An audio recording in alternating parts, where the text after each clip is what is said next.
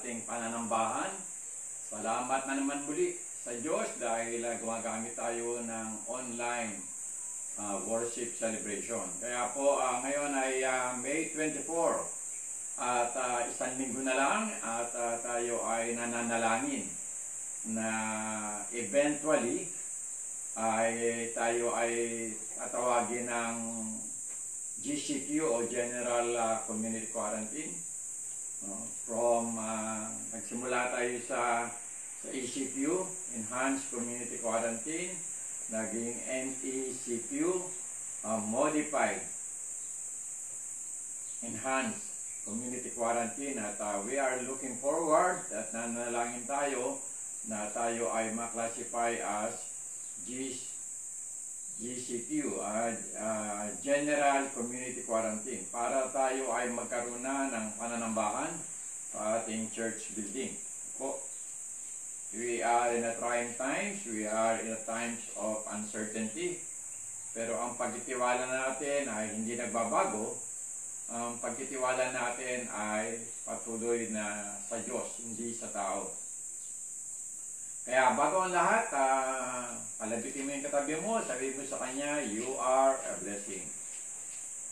Amen. You are a blessing. Lahat po kayo ay blessing sa lahat ng nanonood o lahat ng nakikinig. Ano man yung kalagayan ng inyong internet service, ay salamat at I pray na the Holy Spirit will work para tayo lahat ay mapagpala sa umagang ito. So tayo po muna ay manalangin. Dakilang Diyos, may gawa na langit at lupa, kami po ay muli ay nananalangin. Nagpapasalamat sa kabutihan mo po sa amin sa nakaraang linggo. Salamat sa mga paraan mo na ginawa mo para kami ay makatulong sa mga nangangailangan. Sa paraan po na binibigay mo sa church para maabot namin, Panginoon, yung hindi pa nakakakilala sa iyo. And we are praying, Lord God, na ikaw ang patuloy na kumilos, ang banal na Espiritu ang kumilos sa umagang ito para lalo maitanghal ang pangalan mo at may pahayag ang salita na may kaliwanagan. Tulungan mo, Panginoon, na lingkod upang ang salita mo ay maibigay ko, Panginoon, ng buong buo, the whole of your counsel, Panginoon, na aking mapahayag. Kaya salamat sa iyo, Diyos, sa iyo papuri, sa iyo pasalamat, sa iyo kadakilaan. Ito ang aming dalangin na may pasalamat sa pangalan ni Jesus. Amen. So, good morning. At ang ating isang linggo na lang ang hinihintay natin at tayo nga, we are hopeful and prayerful na tayo ay magkaroon na ng pagkakataon na on the month of June ay magkaroon na tayo ng pananambahan sa ating mga kanya-kanyang church buildings. Ang pamagat po ng ating pangaral ngayon ay energizing your spiritual life. Ano may energizing? Energizing means wikang Pilipino ay pagpapasigla. At dahil nga hindi tayo nakakapag-sama-sama sumasamba, kasi sama-samang pagsamba ay in many ways ay ito ay nabibigay ng kasiglahan sa ating panampalataya, kasi we have that tinatawag na personal fellowship, no? Hindi yung fellowship lang sa internet, no? We have the warmth. Kaya lang, kapag tayo man ay bumalik sa church, ay talagang iiwasan muna, wala munang kahamayan, walang beso-beso, no? Sabi nga nung mga iba, siko-siko lang ang at mayroon sinusulong si BF Fernando, Congressman BF Fernando, na isang magandang gesture, yung pong tinatapat yung ano sa dibdib ng ganyan, laban lang, tapos yuyuko. So, pwede bang gawin natin sa bawat isa yon? Amen. Po. At bagamat tayo ay nasa uncertain times, no? Pero salamat dahil kasi ang salita ng Diyos ay nagbibigay lagi sa atin ng patnubay. At ang patnubay na kukunin natin ay yung 6 na kaparaanan na sinasabi ni Apostol ni James, no? na ano na kaparaanan para mapasigyan natin yung ating pananampalataya o yung buhay pananampalataya natin, yung ating spiritual life. Ang kagandahan kay James, si James ay direkta siya magsalita eh. Wala siyang paligoy-ligoy, no? Kung si Paul ay malalim sa theology, si James naman ay application of pure theology, no? Kasi nasusubok ngayon yung faith natin. Ang faith nga na hindi nasusubok, ay ano lang yun. Faith lang na alam natin pero walang buhay, no? Kaya nga, isa sa mga mensahe ni James ay ipamuhay mo yung pananampalataya.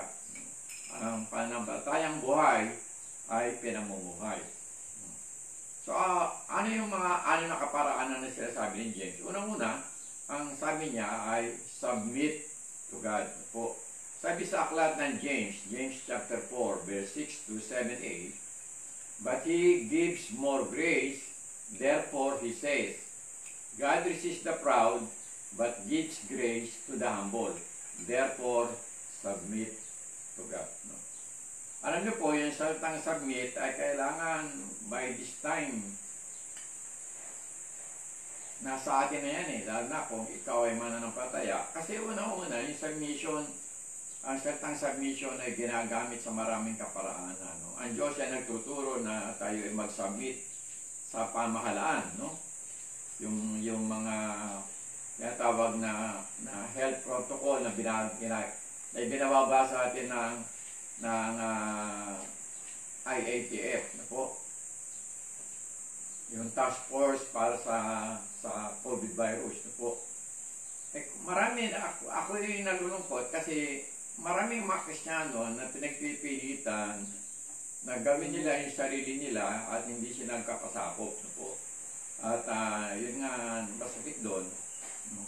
Pero ang sinasabi dito, submit to God. No? Kailangan by this time, submitted na talaga tayo. Submitted na tayo sa katotohanan na sa panahong ito, wala makapagiligtas sa atin.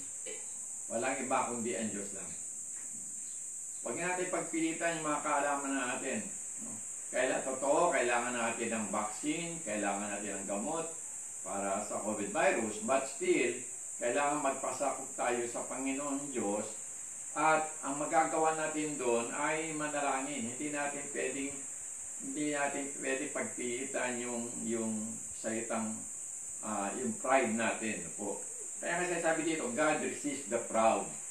Po. Hindi po pwede na tayo ay maging mayabang. Po. Kaya kasi sabi ng salita ng Diyos, no, madalas ko na nabamang ito, Proverbs chapter 3, verse 5 and 6, diba? Trust in the Lord thy God, lean not in your own understanding, in all your ways acknowledge Him, and He will direct your path. Kailangan pasak natin kasi hindi ubra ngayon yung talino, hindi ubra dito yung pinag-aralan, no po. Kahit na nga yung tinatawag na the high and the mighty, ginugo po ng isang virus na hindi nakikita eh. Kaya ang tagumpay natin sa mga pagkakataon nito ay it rests on God, no. Kaya patuloy tayong magpasakop, no. Huwag na tayong kaya makita natin dito pagka nagbabasa ka ng Bible, no, titignan mo yung tinatawag na progression. Dito may progression eh. Una-una, alalahanin natin na ang Diyos ay nagbibigay ng grace. God is a grace giver, no. Pero ino-oppose ni God yung mga mayayabang, yung mataas, no? Yung proud. No? So ayaw ng Diyos yun, ino-oppose niya. Ang tanong ko, tayo ba kaya natin oppose ang Diyos? So magpasakop na tayo. Hindi tayo pwedeng sumipa sa isang pakong matulis. Pagka kinalaban mo ang Diyos, ganun ang mangyayari. No? Kung kukontrahin mo pa yung Diyos, sinabi ng Diyos, magpasakop sa pamahalaan, ayaw mo magpasakop. So, ibig sabihin, mas magaling ka pa sa Diyos, no? Kaya nga, mga kabataan, sabi nga yan, mga kabataan, submit to your parents, no? At lalo na mas mahalaga, submit tayo sa Diyos, no? Yung submission, nagsisimula yon sa pagkababaang loob. Kaya sabi, kaya ang ipanalangin natin, Lord, huwag tayo manalangin na, Lord, make me humble. No? Ang ipanalangin natin, Lord, give us more grace to be humble. Kasi without the grace of God, we cannot be humble. No? Kaya yun ang kailangan ating gawin. Walking in humility means you confess your sin. You forgive your enemies. You admit your mistakes. Hindi ka nagayabang. No? Lagi natin tandaan, God opposes or God resists the proud but gives grace to the humble. So, pagka nagawa, kaya nga yung salita doon, nung titignan mo yung progression of words, no? sa King James, mahalaga ito eh. Sa verse 7, makita mo doon, therefore. Alam mo, kung meron kang humility, may kakayahan kang mag-submit sa Diyos. Kung wala kang humility, hindi darating yun. Kaya you have all the signs of a rebel. Pangalawa, ang sabi doon, resist the devil. No? Ito yung kaduktong nung James chapter 4 verse 7. Eh. Ang James chapter 4 verse 7 kasi ang kompleto nun. Therefore, submit to God, resist the devil, and he will flee from you. Kailangan malinaw tayo. Dito sa verse na pakita, kung gusto mo maging maayos ang spiritual life mo, kailangan alam mo, sino ba talaga kaaway mo? Ang talagang litaw na kaaway natin, walang iba kundi si Satan. Si Satan, ginagamit niya lahat ng paraan niya. No? Kaya nga sinasabi nga sa aklat ng Efeso, dapat alam na natin yung wise, alam na natin yung pamamaraan ng kaaway. No? Hindi na tayo dapat, isa sa pamamaraan ng kaaway ay deception. No? The enemy deceives us na kahit hindi tayo nagpe-pray, basta laging niisip natin ng Diyos, okay lang. No? The enemy is deceiving us na kahit hindi tayo nagbabasa ng Bible, basta nakatuon yung isip natin sa Diyos, okay lang. Hindi pwedeng okay yun. No? Kaya kailangan dito, i-resist natin yung kaaway. Pag sinabing resist, military term yun eh.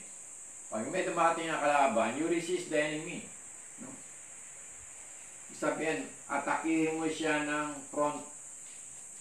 frontal attack. Atakihin mo siya frontal attack ang atake sa enemy. Si Satan, para siyang coach. Maging football coach man niya, maging basketball coach. Ang titignan niya, ang iniisip niya, kung ano yung magiging move ninyo ng kalaban niya, which is tayo. No? Kaya tayo dapat alam din natin yung move ni Satan. No? So that we can effectively resist the devil. At ang pangako ng Diyos doon, He will flee from you. Pero unahin muna mag-submit. Mag-submit muna tayo sa Diyos. Pasakop tayo sa Diyos. Resist the devil and he will flee from you. Maliwanag na maliwanag yun, no? Don't be surprised na bigla na lang may mangyayari sa'yo na hindi mo maipaliwanag. Ano dapat maging reaction mo? Resist. Fight back. Yung another word for resist is fight back. Lumaban ka. Huwag kang tatakbo. Ang Kristiyano ay hindi takbuhin sa labanan. Tayo ay lumalaban. Palaban ng Kristiyano, pagdating sa kasalanan, pagdating sa gawa ng kaaway, palaban tayo. Pero lagi natin tandaan, ang kalaban natin ay we do not battle in flesh and blood,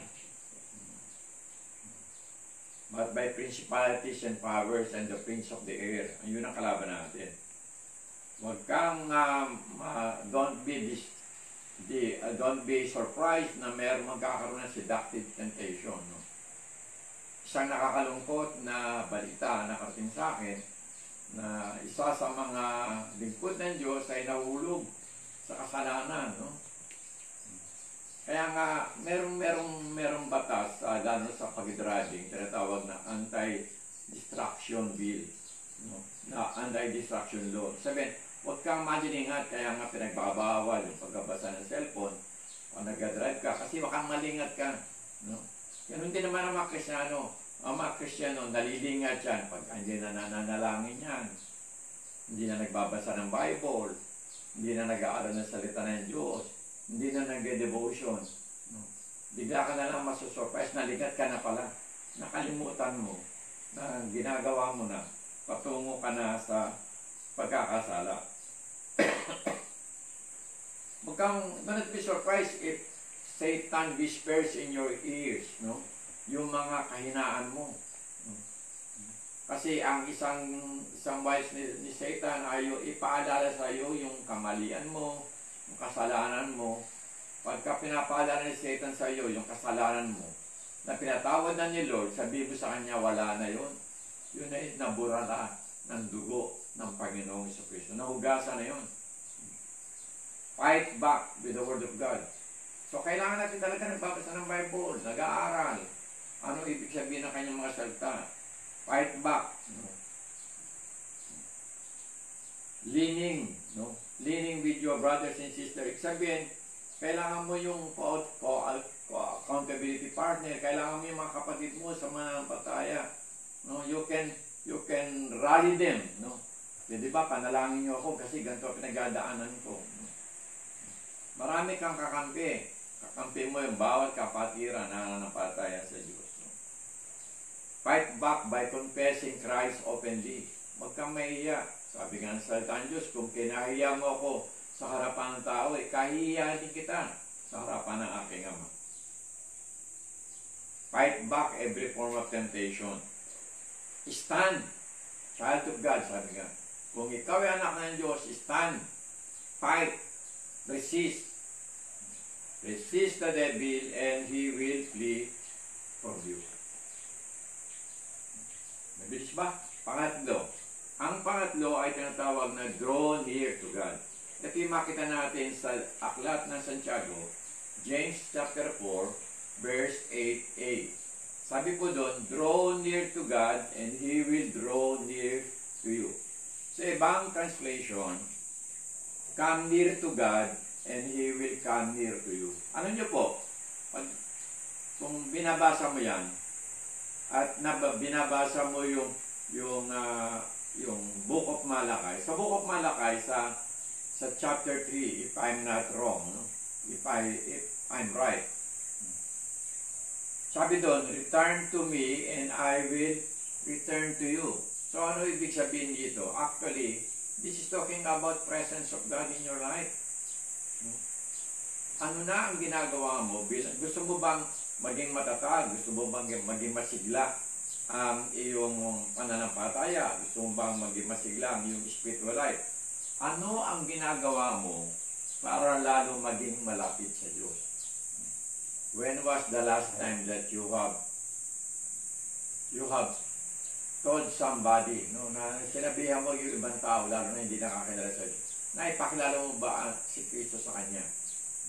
Kailan yung huling pagkakataon na umiyak ka, na nananalangin, na talagang serious ka sa pananalangin mo, no?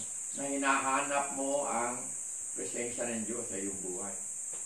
When was the last time na talaga naman nagsaliksi ka? No? Alam niyo po, the knowledge of God, the knowledge of the Son of God, ay isang malaking bagay. Kasi we cannot use His word, we cannot use His name, no? Hindi lang tayo pwedeng sabihin natin na in Jesus' name, in Jesus' name. Kung yung ginagamit mo in Jesus' name, hindi mo na makilala talaga si Lord, no? Kailangan kilalanin mo. Kaya kailangan doon lumapit sa Diyos. Ano sa paraan ng paglapit sa Diyos ay yung katulad ng pananalangin, pagbabasa ng Bible, pag-aayuno. Alam niyo po yung pag-aayuno, talaga you humble yourself, no? At talagang pinaalam sa buhay mo. Lalo na kung meron kang inilalapit sa Diyos. Come nearing to God or drawing near to God is about the presence of God. It is about intimacy. Ang mga mag-asawa, makapagsasabi, no? Maraming mag-asawa nagsasama sa isang bubong, hindi sila nagkikibuan. No? Asa na intimacy? Pero meron naman mag-asawang hindi nagkikibuan, pero mahal na mahal niya ang bawat isa. Isang salita lang nga sabihin nila, buhay na naman ang kanilang pag-ibigan. So it is about intimacy. Sabi nga nung isang asawang babae, sabi, honey, ikaw na, lumalayo ka na sa akin pag nag-drive tayo, hindi ka na kasing lapit sa akin. Sabi naman ng asawang lalaki, honey, sino ba ang lumalayo? Sa'yo, ako nag-drive. Diba? So, ibig sabihin, lumalayo yung babae. Ganun din naman eh. Ang Diyos kailanman hindi lalayo sa atin. Ang Diyos ay nag-iintay lang ng paglapit natin. Ang Diyos nga talaga, kung bibigyan natin ng tamang pag-iisip, He is always looking for us, di ba? Sabi nga ng Panginoon Jesucristo, ang tunay na pastor, yung 99 na kanyang mga tupa, para hanapin yung isang nawawala. Ganun siya eh. Kung tayo napapalayo sa Diyos, don't think na hindi tayo hinahanap ng Diyos. Tayo ay hinahanap ng Diyos. Pero gusto ng Diyos, tayo yung magpasyang bumalik kasi mahirap naman pilitin tayo eh. Tulad din naman yan, pag kahit na pinilit mo na bumalik yan, babalik yan, pero suka sa kanyang kalooban. Ang gusto ng Diyos, pag lumapit tayo sa Kanya, ito yung kusa nating pagkapasya. Kaya let us draw near to God. No? Walang mawawala sa iyo. If you feel that God is far away from you, natin, sino ba ang lumayo? Kahit na ngayong pag-ibig ng Diyos, kahit na ano pa mangyari sa buhay mo, the love of God will not diminish. Hindi mababawasan, the love of God will still remains. Hindi magiging dahilan yung kahirapan mo, hindi ka magiging dahilan yung kayamanan mo, hindi dahilan yung wala kang natapos, kundi ang pag-ibig ng Diyos ay nasa iyo. Kaya, let us draw near to God. No? Paano mo na, malapit na naman, siguro ako na magbibigay ng justification, yun, naiinip ka na sa bahay, no? Noong mga unang linggo talagang ginagawa mo yung devotion, pero ngayon talagang nababato ka na. So, buti naman, hindi ka nagbabato. Nababato ka lang. No, still, we want to revitalize. No? Buhayin, bigyan buhay. If we want to energize, if we want to jumpstart, no? Yung ating spiritual life, isa sa paraan na binigay ni Apostol Santiago doon, ay yung draw near to God. Lumapit tayo lagi sa Diyos. Ano pa yung susunod? Ang susunod doon, ay makita natin sa James chapter 4, verse 8b. Sabi po doon, draw near to God, and He will draw near to you. Cleanse your hands, you sinners, and purify your hearts, you double-minded. So yung number 4 na paraan, sabi ni Apostol James ay cleanse and purify.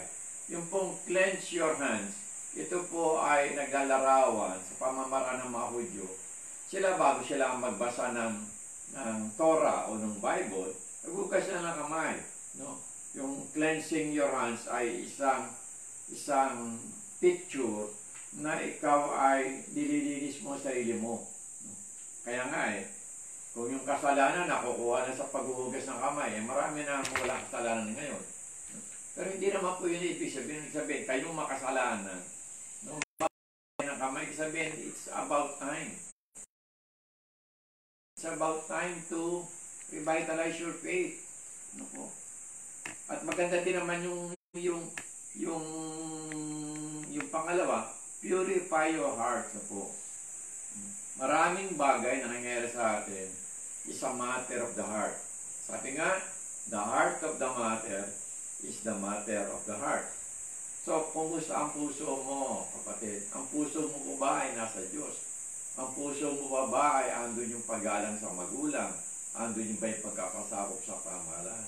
O ang puso mo ba ay nababato na?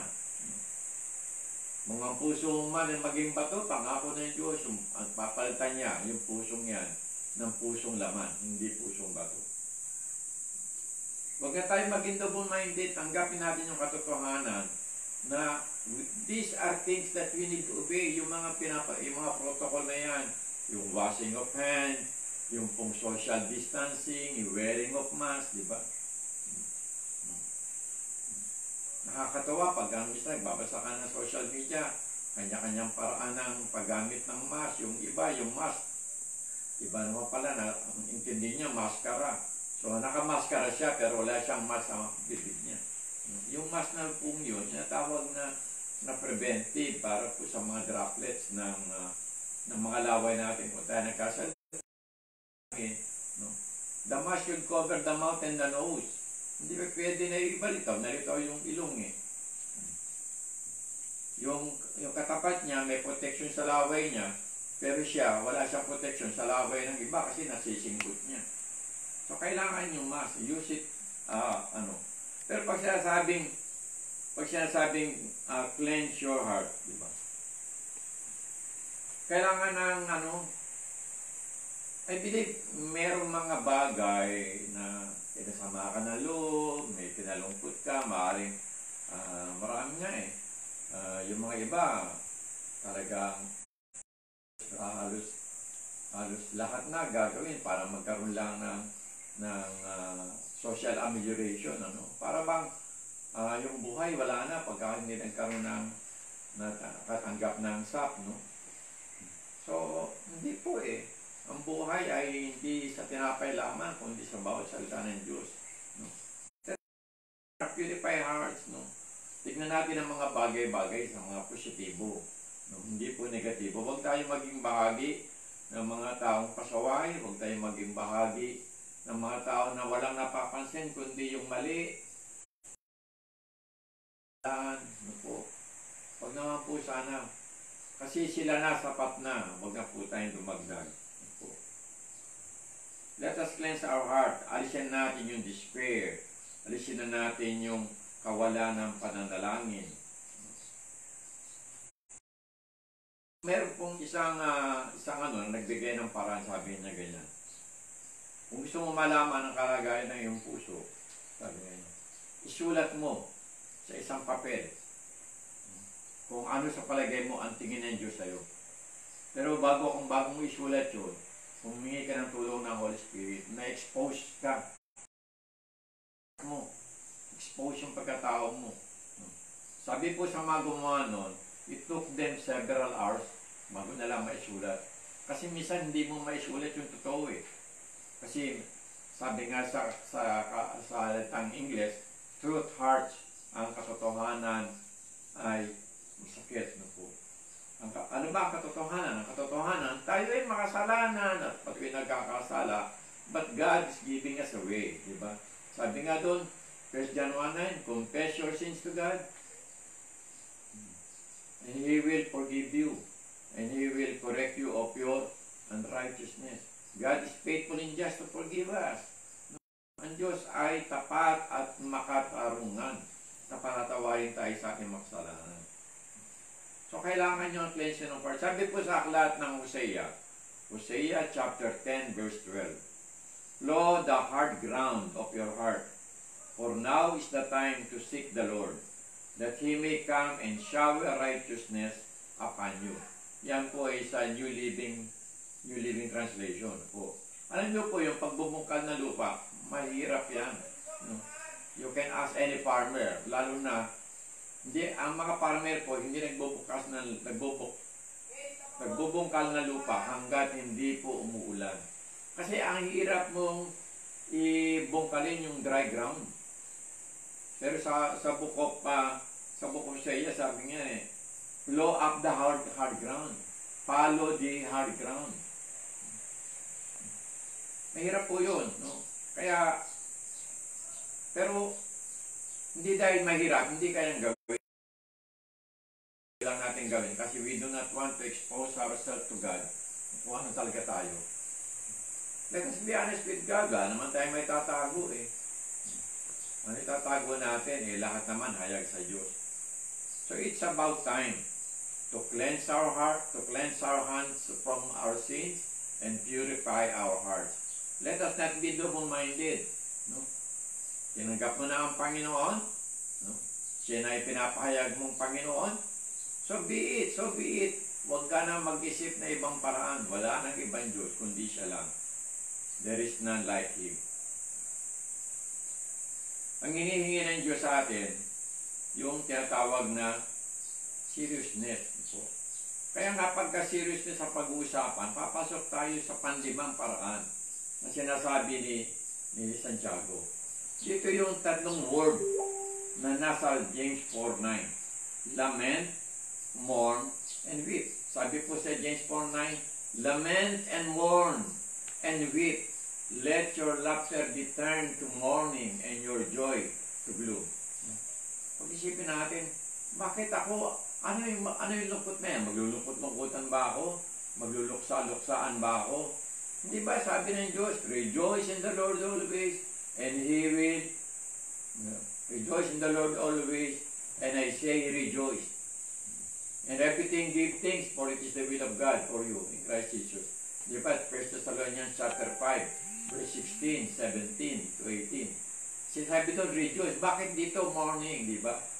Dito, kung titigan niyo yung progression ng salita ng Diyos, ito ay kasunod nung verse 8. Ano ba yung verse 8? Yung verse 8 kasi, draw near to God. Cleanse your heart and purify your heart. Alam niyo po, pagka naisulat mo yung kasalanan mo, ng tunay na tingin sa iyo ng Diyos, pag hindi ka napaiyak, ewan ko na lang, talagang ano ka na, tigas ka na. One word lang po ang ibig sabihin ng lahat ng ito. Let us be serious with God. Hindi na po panahon to ng hindi na ito panahon ng pangatwiran. Alam niyo po, pag katulad niya, no, kung purihin ng Diyos, nawa, sa tulong ng Banal na Espiritu ay ma-restore na yung ating pananambahan. Po, I'm telling you, marami pa rin nang hindi sasamba dyan, no? Kasi nakasanayan na nila, mag-i-internet na lang sila.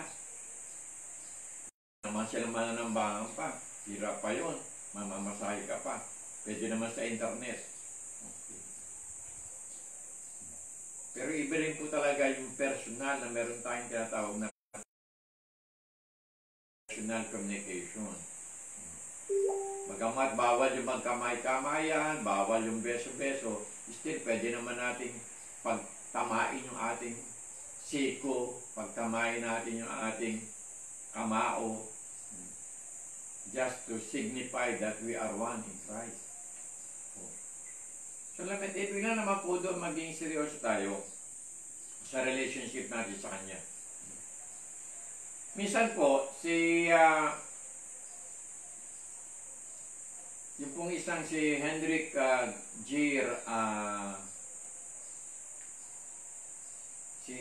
si George Hendrik, ay tinanong, si George Hendrik po ay isa siyang professor sa Dallas Theological Seminary. Madalas din po siyang speaker sa Promise Keeper. At siya din po ay isang pastor. Pastor po siya ng Calvary Church, Presbyterian Church sa Estados Unidos. Po, minsan tinanong siya ng mga ibang leaders, what can we do as leaders? Ang sagot lang sa kanila, ni Dr. Hendrik, sabi sa kanya, lie low and make Christ bigger. Lie low and make Christ bigger. Ang itaas natin si Kristo, maging seryoso tayo na even sa pangaral natin, ang tinataas natin si Kristo, hindi sarili natin, hindi yung organization natin, hindi yung church natin, kundi si Kristo ang itataas natin. Maging seryoso tayo. No? Tapos na yung panahon ng pakikipaglaro. Ang Diyos ay hindi nakikipaglaro sa atin. God is serious with our relationship to Him.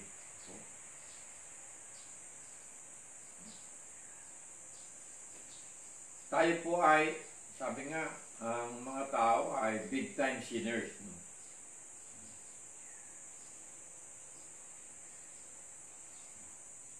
sabi nga po uh, ni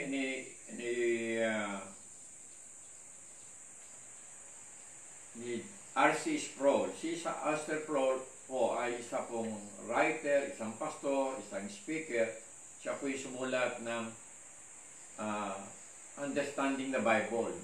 2 volumes po ito eh. Understanding the Bible.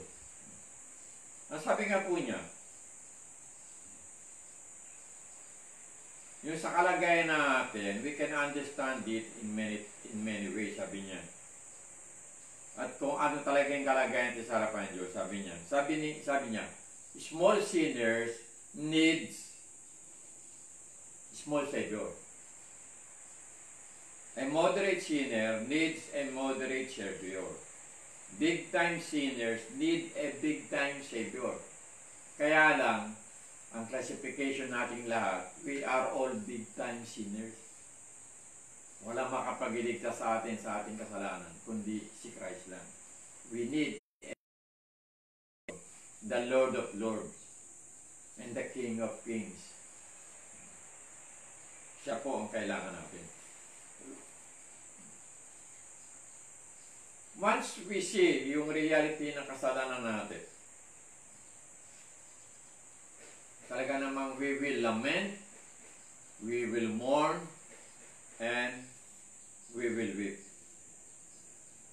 Sabi nga po, weeping may endure a night, but joy comes in the morning. This promise comes true whenever we decide to treat our relationship with God seriously. So yung po, lament and mourn and weep. Let your laughter be turned to mourning and your joy to gloom. Last but not the least, ang sabi po na salita ng Diyos, number 6, humble yourself. James chapter 4 verse 10. Sabi po dito, humble yourself in the sight of the Lord and He will lift you up. Hindi po sinasabi niya, humble yourself in the sight of man. Maraming mga tao na mukhang humble. No? Kasi meron silang ibang interest. Kaya sila looking humble. Pero ang katotohanan, hindi naman sila humble. No? Sila ay maaaring sabi nga ng ibang tao, humble, hindi humble. Ang ginamit po dito, humble yourself in the sight of God. Mahalaga kung ano ang sinasabi ng tao. Actually, sa totoo lang po, yung sinasabi ng tao does not matter. Ang mahalaga, anong sinasabi ng Diyos? What does God think about you? What does God say about you? Nung tinanong ni Jesus, si Apostol Pablo, si Apostol Pedro, sabi niya, who the people tell who am I? Sino ako? Ano sinasabi ng mga tao kung sino ako? Sabi ni Pedro, you are the Son of the living God. Sabi ni Christ, hindi yan bunga ng iyong kaalaman, kundi yan ay bunga ng pagtulong sa iyo ng Banal na Espiritu. So humble yourself. Panahon na talagang magpakababa tayo. Humility always results in prayer. Humility always results in asking forgiveness for sin. Humility results in submitting ourselves to God. We can be blessed if we humble ourselves. We can change if we humble ourselves. Hindi tayo pwedeng baguhin ng Diyos pag ayaw naman natin magbabago. Kasi hindi ko kontrahin ng Diyos yung desisyon natin bilang isang tao. Kasi binigyan niya tayo ng free will. We can experience abundant life. Kung gusto mo na masaganang buhay, magpakababa ka sa harapan ng Diyos. Yun naman ang crystal clear, maliwanag pa sa isang dalisay na kristal ang mensahe ng Diyos. Submit to God. Resist the devil. Draw near to God. Cleanse and purify. Lament, mourn, and weep. Humble yourself. Alam niyo po, sa karya ng Diyos, the way up is down. Yung napaisip kayo. The way up is down. Ibig po sabihin, kung gusto mo makarating sa langit, wala po nakakarating sa langit na mayabang. Wala po nakakarating sa langit ng nagmamalaki. Kailangan po baba natin sarili sa Panginoon. Sabi nga po, there is no student that is greater than his master eh. Alam nga mas magaling pa tayo kay Jesus. Pag nagpapakababa ka, the more you ask for help, kasi nga, mababa ka, wala kang kakayahan. So you ask for help. Kaya nga yung humble person, kadalasan sila yung mga panalanginin eh. Kasi they accept the fact na without Christ, they can do nothing. So yun lang po ang dapat natin gawin. We submit to God, resist the devil, draw near to Him, cleanse our hands, purify our hearts, mourn, lament, mourn and weep, at ang bandang huli, humble ourselves. Kasi without humbleness, we will be opposed by God. Meron na ba nagtagumpay na tao kung ang ino-oppose siya ng Diyos? You do believe, hindi pa mangyayari yun. Kaya tayo po ay mag-ingat. Every blessing awaits those who humble themselves before the Lord. This is the promise of God and it is a good news para sa ating lahat. So let us pray. O Lord God, grant us the grace that we might humble ourselves in your sight. Show us where our pride has taken root. Shine the light of your word on the hidden parts of our hearts. Where we have sinned, have mercy. Energize us, O Lord, that we may rejoice in you every day of our lives. In Jesus' name, Amen. So, nasaan man kayo, pwede bang itaas natin ating mga kamay and accept the benediction of the Lord? Father, let your blessing be upon your people right now. Bless them mightily. May your word be upon them. They may act on your word, Lord God. Bless them. Give them the choicest blessing that you have prepared for them. In Jesus' name we pray. Amen and amen. God bless us po. At bilang paalala, mga kapatid, tuloy po yung ating Bible study every Thursday. Ano po? Meron tayong bagong guro ngayon. No? Dahil yung ating pong guro dati, si JS, ay nagkaroon po siya ng kabisihan. Salamat sa Diyos at maraming mga blessing na dumating sa buhay ng mga kapatid natin. Oh. So, babalik po tayo sa ating guro number 2. Si Pastor to be. Si Pastor Adriel Benoya. Po, mabuhay ang bagong kasal. At tuloy din po yung ating prayer and fasting every Wednesday and Friday. Po. Gagawin po natin yan. Wala pa pong end yan. Wala pang katapusan akong iniisip dyan. Kasi parang ang aking nasa isip ko po ay maging part na ng Christian lifestyle natin. No? Kung 2 times fasting a week ay nagiging burden sa iyo, let's study it. No? Pagka tayo nakapagbalik na, pero hindi tuloy lang po natin yun hanggat tayo ay nasa quarantine. No? Maging ECQ man yan, MECQ, MGCQ, o GCQ, tuloy lang po natin yun. So, yung pong prayer chain. Salamat po sa nagpapatuloy sa prayer chain. Po. At mga kapatid, abangan nyo din po, no?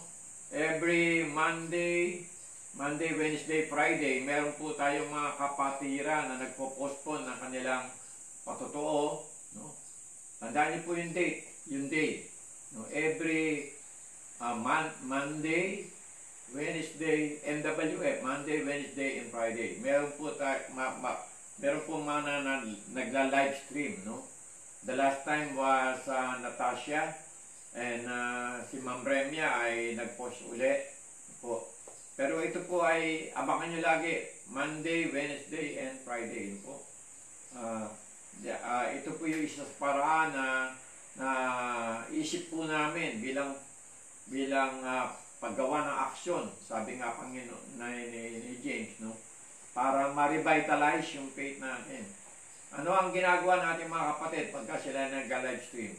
No, they try to encourage you. They try to encourage us to live. No? Na tuloy ang buhay. Na in Christ, we are more than conquerors. In Christ, we have the potential for greatness. In Christ, we have victory. And eventually, everything will end because Christ will rule. Kaya tuloy lang po yun, no? Ang susunod po ay abangan nyo. Ayoko po sabihin yung kanilang mga pangalan. Ayoko po magtaas ng mga tao. Pero kung nabanggit ko po kanina, nabanggit ko po. Makilala nyo naman sila. Abangan nyo lang po sa kanilang mga Facebook live stream. And we will try na with coordination with our tech team na makikita po natin lagi yun sa ating wall, official wall na JCS Marikina. Kaya maraming salamat po. Pagpalain tayong lahat ng Diyos. Trust in God. Stay safe. Stay strong. And stay home. God bless us all. In Jesus' name, amen and amen.